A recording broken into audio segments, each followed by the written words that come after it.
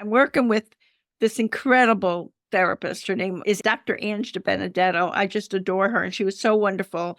And one of the things she did with me on the earthbound plane was I was crying my eyes out because, of course, Saul's gone and I'm grieving. Even though I'd been through all this stuff with the spiritual, thing that had the awakening and all that happened to me, I still missed him and I was grieving for Saul with every ounce of my being.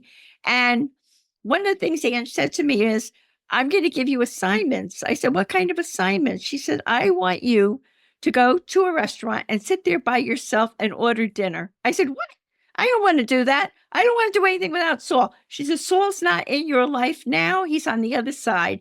Now it's time for Irene to find out who Irene is without Saul. That was such an alien concept to me. And it was so painful for me. But you know what?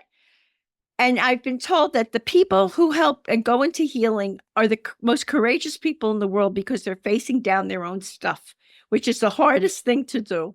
And I started going to restaurants. I would order a glass of wine. I would bring a book and I would sit at a table by myself. Today, I can go to any bar. I can go to any restaurant. I'm perfect. In fact, a couple of years ago, I had all these people who wanted to take me out for my birthday, but none on my birthday. So my birthday came along.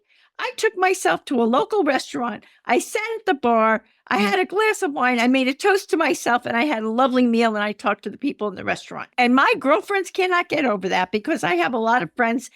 They never went through what I went through, but they can't walk in a room without a girlfriend in tow, right? So that was one piece of my healing. Another piece of my healing was working with an energy healer who we all know from the podcast, Seta Araj Shahinian, and Seta helped me do past life healing. She helped me on energetic levels with all other kinds of issues that I had. So I was approaching it from two different directions. And then what really changed my life was the experience with mediums. When Saul came through, John Edward, the first time, 2 months after Saul transitioned, and John Edward, when that dry cleaner, called me and he said, I think you're open-minded. I want to tell you that my son died of a drug overdose 8 years ago. And my wife and I were inconsolable and grief counselors couldn't help us. No one could help us. Then we found out the soul goes to the other side. And we have gotten all this evidence that our son is on the other side. And this guy is going to be having a gallery in 2 weeks. I had no idea what they were talking about, but I knew that something was up because I'd had the spiritual awakening.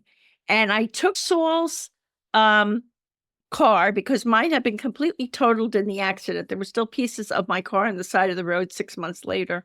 And I went to this thing and the medium, it was John Edward, who's so famous now, looked at me and said, I don't even want to know your name. Go upstairs. And it was before voice recorders.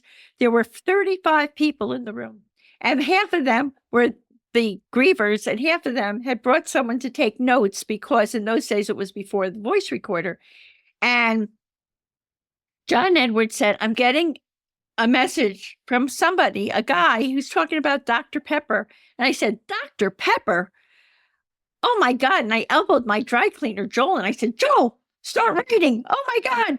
Because 15 years before he met me, Saul's brother, who was a big advertising executive on Madison Avenue in New York City, thought it was hilarious. And he did a Dr. Pepper commercial and put the name Saul Weinberg in the commercial, not John Doe.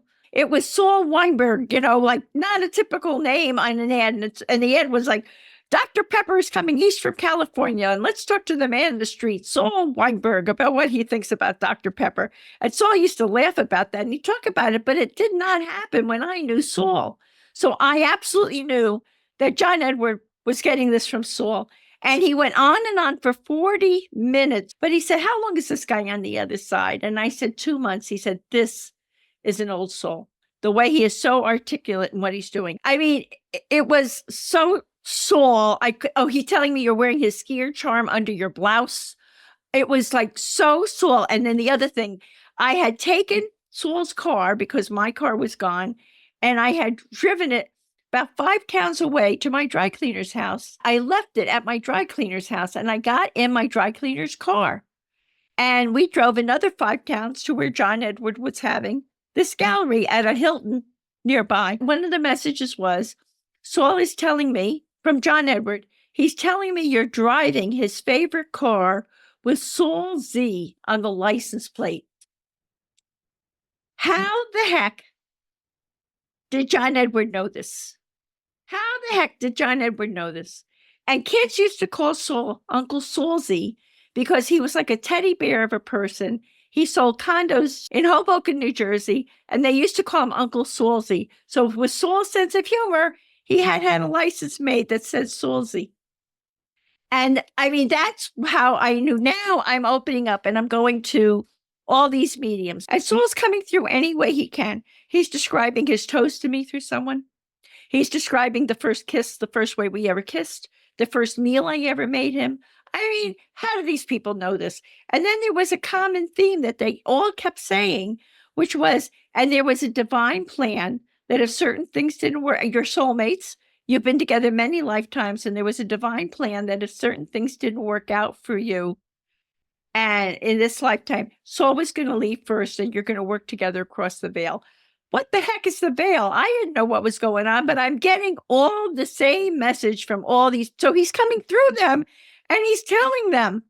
So if your deceased husband describes his toast to you and the first way he ever kissed you and blah, blah, blah, I think, and says, you're supposed to write a book. I think you write the book. But anyway, so I have been going to mediums and he comes through any way he can. And he's funny. And I always know they've got him because he had an unbelievable sense of humor. And the first thing they say to me is, oh my God, this guy's so funny. And I know that's Saul.